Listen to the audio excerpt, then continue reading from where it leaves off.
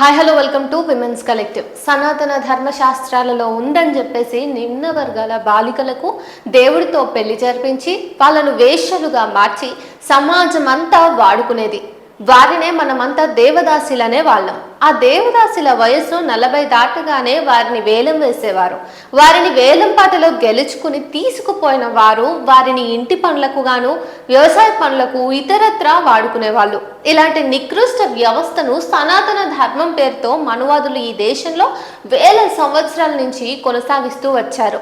1947 October 8న Madras అసెంబ్లీలో సభ్యులు OP Ramaswamy Reddiar Muthulakshmi Reddy దేవదాసి నిర్మూలన చట్టం కోసం ఒక తీర్మానం ప్రవేశపెట్టారు. అంతే, సభలో గందరగోళం జరిగింది. సనాతన వాదులు తీవ్రంగా వ్యతిరేకించారు. ఆ రోజు సభ ముగిసిన తరువాత సాయంత్రం పెరియార్ ఈవి రామస్వామి దగ్గరికి ముత్తులక్ష్మిరెడ్డి వెళ్లి సలహా అడిగారు. ఆయన ఆలోచించి కొన్ని సూచనలు చేశారు. మరునాడు 1947 అక్టోబర్ 9న సభ ప్రారంభం కాగానే సత్యమూర్తి అయ్యర్ చర్చ మొదలు పెట్టారు. దేవదాసీలంటే సనాతన ధర్మం ప్రకారం శాస్త్రయుక్తంగా దేవాలయాలలో ఏర్పాటు చేయబడ్డ పరిచారికలు. వారు నేరుగా దైవ సేవకులు అన్నమాట. వారు చేసే పవిత్ర కార్యాలను బట్టి వారు భగవంతుని కృపకు పాత్రులవుతారు. వారికి భోగభాగ్యాలు లభిస్తాయి అంటూ శాస్త్ర నియమాలన్నింటినీ ఉటంకిస్తూ సత్యమూర్తి సుదీర్ఘ ప్రసంగం చేశారు. మిగతా వారు కొందరు ఆయన బాణీలోనే మాట్లాడారు. అంతా అయ్యాక ముత్తులక్ష్మిరెడ్డి లేచి ఇలా అన్నారు: అయ్యర్ గారు చెప్పిన శాస్త్ర విషయాలన్నింటితోనూ నేను ఏకీభవిస్తున్నాను.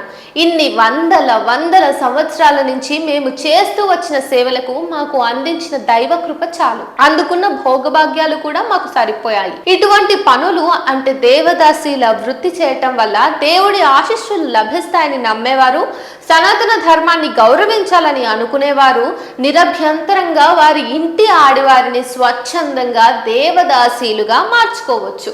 మాకు ఎటువంటి అభ్యంతరము లేదు. అయితే నిమ్న వర్గాల మహిళలంతా ఈ వృత్తిని తిరస్కరిస్తున్నాం అని ముగించారు. సనాతన ధర్మం గురించి మహోపన్యాసాలు ఇచ్చిన వారి నోళ్లు మూతబడ్డాయి. దొంగకు తేలు పుట్టినట్టు కిక్కురు మనకుండా కూర్చున్నారు అక్కడే. అప్పుడు అసెంబ్లీ దేవదాసి నిర్మూలన చట్టాన్ని ఆమోదించింది కూడా. ఆ తర్వాత వివిధ రూపాల్లో ఉన్న దేవదాసి వ్యవస్థ రద్దయింది. దేవదాసి వ్యవస్థ ఒక్కో ప్రాంతంలో ఒక్కో పేరుతో పిలువబడేది. అవన్నీ దేవదాసి నిర్మూలన చట్టంతో రద్దయ్యాయి. అప్పటి మెడ్రాస్ రాష్ట్రంలో ఉన్న కోస్తాంధ్ర, రాయలసీమ ప్రాంతాల్లో మాతమ్మ జోగిని వ్యవస్థలు, మలబార్ ప్రాంతంలో ఉన్న నంగా వ్యవస్థ, కన్నడ ప్రాంతంలోని బసవి వ్యవస్థలు కూడా రద్దయ్యాయి. దేవదాసి వ్యవస్థ నిర్మూలన చట్టం కోసం అధికారికంగా అసెంబ్లీలో పోరాడిన డాక్టర్ ముత్తులక్ష్మి స్వయంగా ఒక దేవదాసి కూతురు. ఒక దేవదాసి బిడ్డ దేవదాసి వ్యవస్థను రద్దు చేయించడం ఇక్కడ ప్రత్యేకంగా చెప్పుకోవాల్సిన అంశం. పెరియార్ ఉద్యమాన్ని ఆసరాగా చేసుకుని అనేక ప్రతికూల పరిస్థితులను ఎదిరించి పోరాడి అసెంబ్లీకి వెళ్లారు.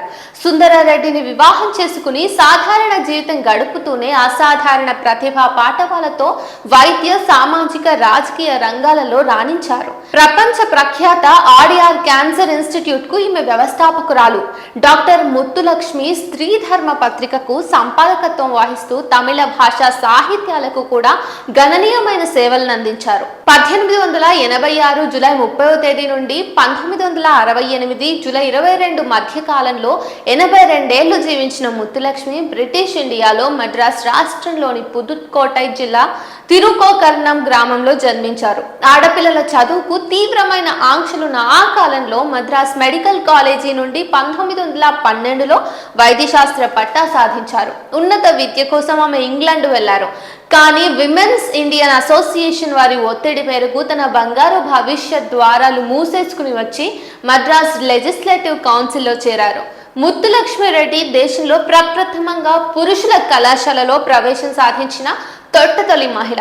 ఆమె తొలి మహిళా హౌస్ సర్జన్. అలాగే నాటి బ్రిటిష్ ఇండియాలో ఆమె తొలి మహిళా లెజిస్లేటర్. సోషల్ వెల్ఫేర్ అడ్వైజరీ బోర్డుకు తొలి చైర్పర్సన్, లెజిస్లేటివ్ కౌన్సిల్ కు తొలి డిప్యూటీ ప్రెసిడెంట్, మద్రాస్ కార్పొరేషన్ లో తొలి మహిళ కాగలిగారు.